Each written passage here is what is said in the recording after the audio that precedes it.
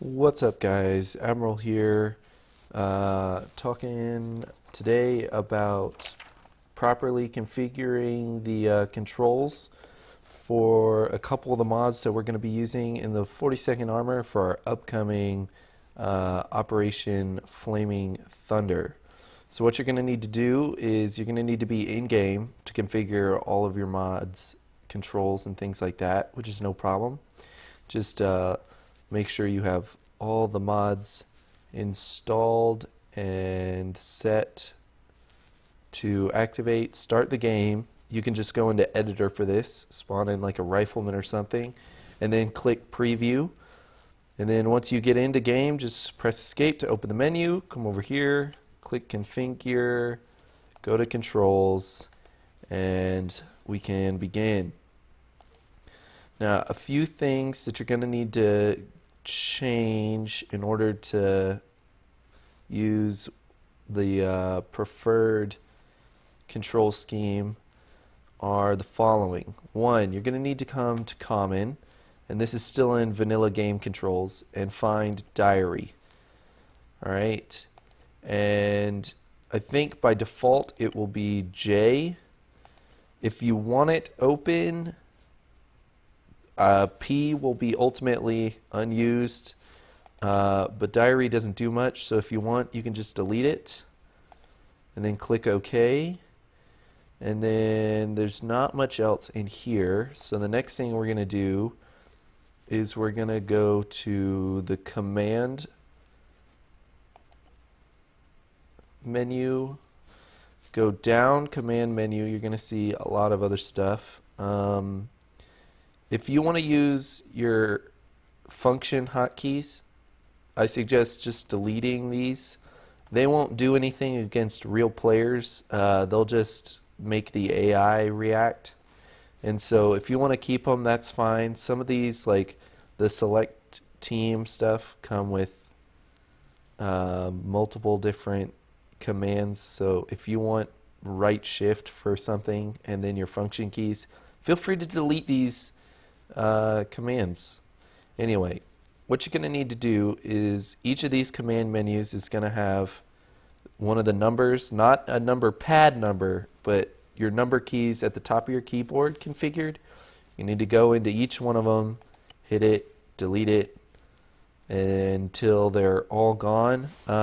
This prevents a bit of an error that we'll see later on with one of the Ace mods, and honestly, you won't need these pre-scripted menus anyway. They don't do much of anything.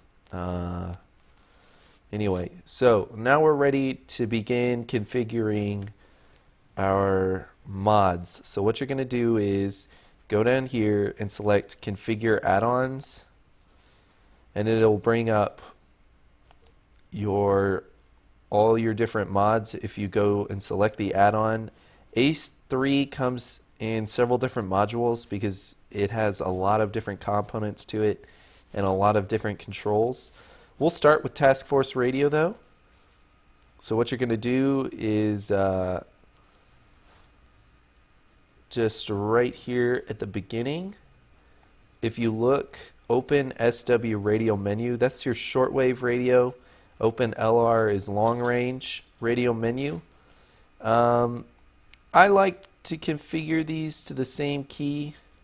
I forget what they are. Yeah, they're Control and Shift, or Control and Alt P in the default.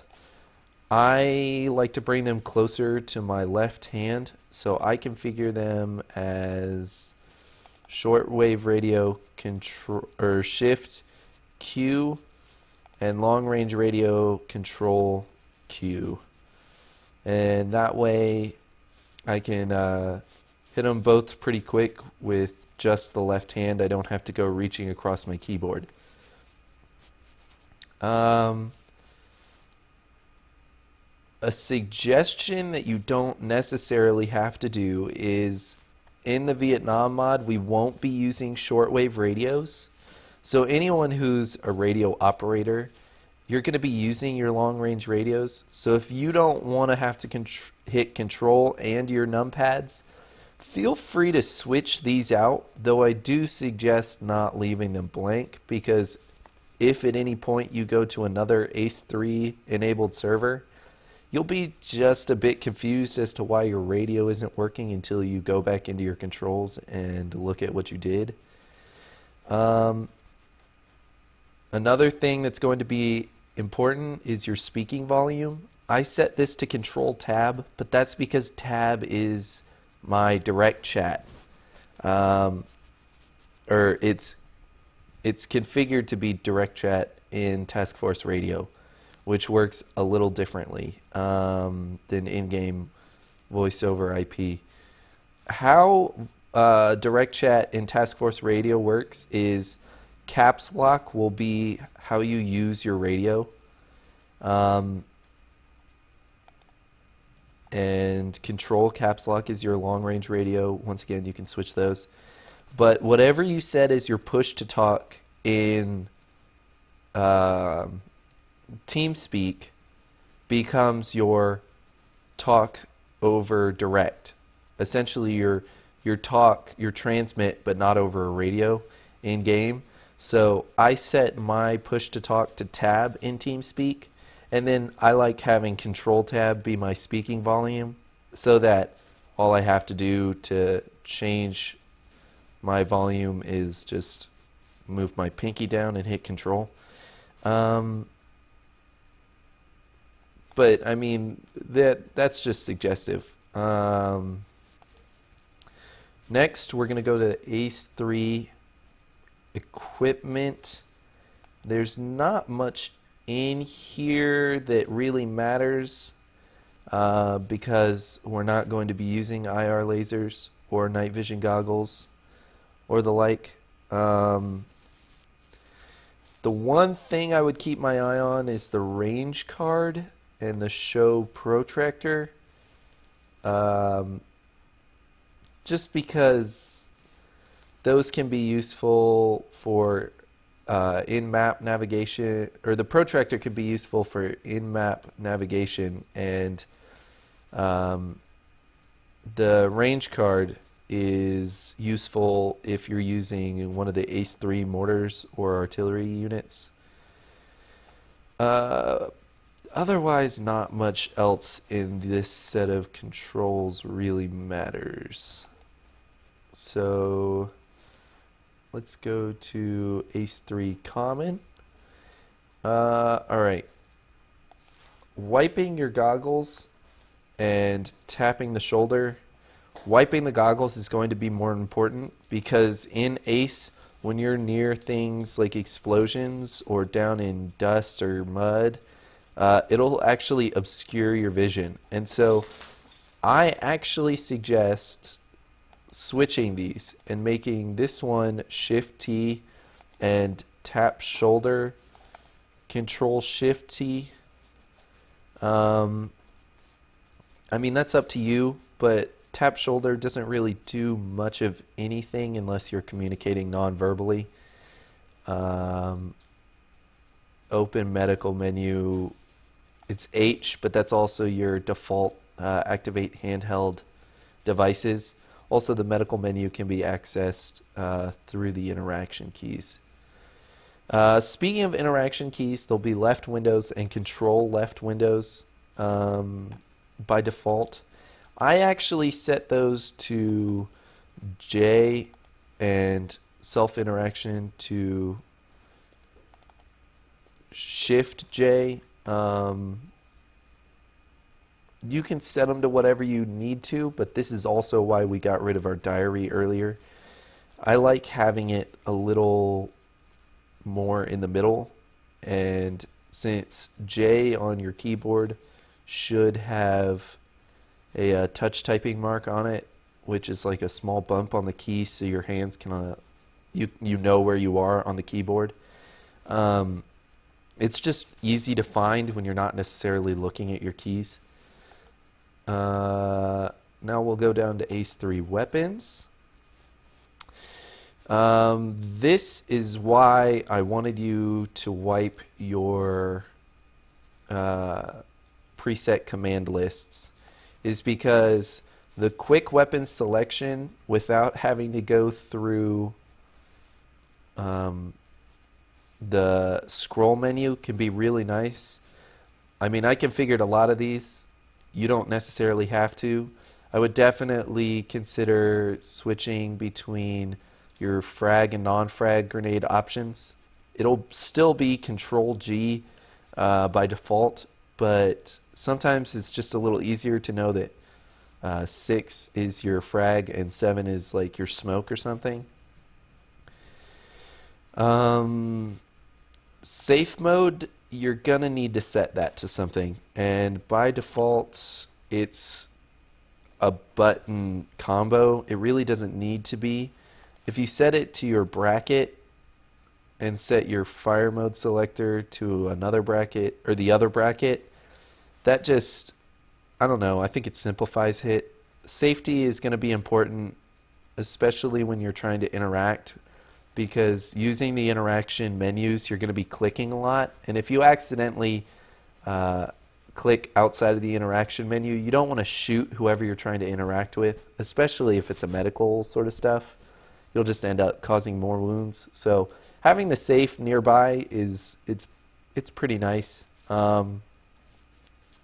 As for clear jam and check ammo and switch laser, to keep those out of the way, I set them to shift or control and then whatever they are. Check ammo is A because ammo and A. Clear a jam is C for clear, right? Laser is L. I mean, it's sort of whatever you want to do.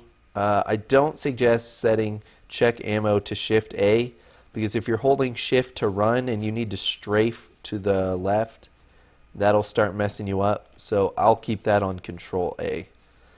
I mean, you can do whatever you need to though. Ace3 movement, there's not much here to configure. Yeah, it's just climb, and this can be nice when you're looking at a ladder and the scroll option to climb ladder doesn't work. That'll happen occasionally in game, especially on mod generated maps like this. Not everything syncs up perfectly. So know what that is, but you don't necessarily need to change it unless you want to. Scope adjustment won't really be too useful unless you're using like a high-powered rifle or scope, in which case you'll need to keep up with these. I mean, I don't, so I just sort of leave them. Ace3 Vehicles, there's not much here to talk about except for this. The speed limiter is, especially in modded games, just super useful. It allows you, essentially, you don't have to pulse drive by like tapping W a lot to try and keep up. It lets you set a maximum speed and then just never exceed that speed regardless of what you're holding down. And that's nice. I mean, you need to get used to it. So like if you're caught in an ambush, you're not going 30 instead of like full speed to try and get out of it. But if you're convoying or something and there's a slower vehicle, you can set your faster vehicle's max speed to the slower vehicle's max speed so that you won't like run away or something. Like you won't outrun them. I set this to delete because it's out of the way, but it's still pretty findable on a keyboard. So once again, if you're blind typing, it's just up in the corner on its own. Whoa, didn't mean to do that. All right. Sorry. All right. Ace3 Gestures. Configure them if you want them. I mean, they're kind of hard to see occasionally. You really have to be super good at teamwork if you want to use them. But, I mean, they can be nice for adding that little bit of immersion if you want. I mean, I chose my favorites and set them to control and then a numpad channel, or a numpad so that they didn't interfere with a long-range channel. I mean, yeah, it's up to you. It's up to you. If you want to do it, do it. If you want to set a bunch of hand signals, do it. Don't let me stop you. MCC, for those that are in server that can actually access MCC, you won't need the open MCC command because it'll appear in your scroll menu. Command console needs to be set if you are a part of the MCC command group, like you're actually going to be making the like the missions and stuff. Most of the people that are playing though won't. Teleport to team will be disabled, so that doesn't really matter. It doesn't matter what you set that to. Okay, squad management is P, and this is the reason that I don't suggest setting anything in your vanilla controls to P. Like I know I said you can set diary to P if you want. Squad management, when casualties start to appear, especially under combat, and the chain of command becomes a little more fuzzy, and if you find yourself in command, P can be really helpful because squad management will show you everyone in the group a little more detailed than just a bar across the bottom that shows their name and their loadout.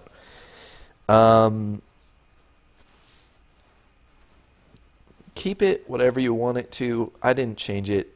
It's P by default, and that's sort of up to you. Interaction. I suggest setting these to the same thing you set the Ace interaction keys to. Honestly, I mean, you can do whatever you want, but that's about it. Climb over. I honestly suggest changing this to Shift V because you're probably going to be running at whatever you need to get over quickly, and so instead of switching from like Shift W to Control V or Alt V, just Shift W to keep holding down Shift V. I don't know. I think it's nicer. I think it's cleaner. That's about it. So, I mean, that's about it. You can set your control scheme to whatever you want, though if you follow this one, we'll be able to help you more if you forget what it is. Because hopefully we'll all run on a very similar control scheme. That'll keep everybody from forgetting too much.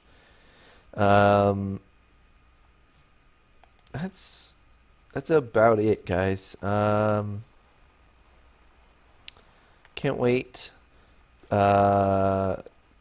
Mission information has been updated, like for the operations and stuff. As of right now, and it is 12/28/2015, so we're almost out into the new year.